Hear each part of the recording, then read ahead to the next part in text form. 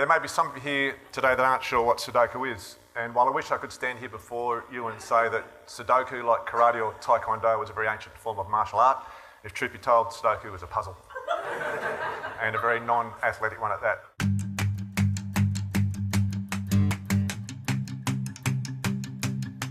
To compete for your country at these existing World Sudoku Championships, you need to be selected and have that selection ratified by your country's member of the World Puzzle Federation. A bit more surfing, and I've discovered Australia didn't have a member of the World Puzzle Federation, so I've applied.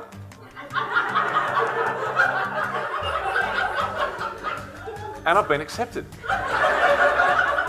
So all of a sudden, I'm the Andrew Demetriou of Australian Sudoku. I'm the sole selector, and it's my job to organise state and national championships and pick the next Australian team for the next World Championship. For me to achieve my dream of representing Australia, all I had to do was just pick myself and 3 mates. So that's what I did.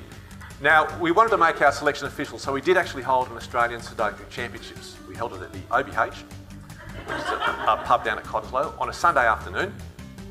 And only 4 of us turned up, so we knew we were a fair chance of making a 4-man Australian Sudoku team. I've stood up in the pub and I've opened up this little bit of paper, just gone, the team to represent Australia at the World Sudoku Championships in Goa, India is, I'm just thinking, please pick me, please pick me, please pick me. I've gone, Mick Colliss, little fist pump, yes, Mark Skippington, Hamish Sutherland and Sandy Sutherland. As a kid growing up, I didn't dream about owning my own home or having a job or getting married. I grew up dreaming about playing for Australia, and here I was, I'd been named in my first ever Australian team, and I still get goosebumps thinking about that moment. It was just such a fantastic moment for me, and one I'll never forget. So we get on board the plane and we get about an hour out of Singapore on the way to the World Championships, and I've suddenly broken into a cold sweat, and Skippo's noticed it. He said, mate, what's wrong? I said, mate, I'm on my way to India to represent Australia at the World Sudoku Championships. And I'll never forget what he did. He just put his hand on my shoulder and he said, mate, I know, and you should be very proud.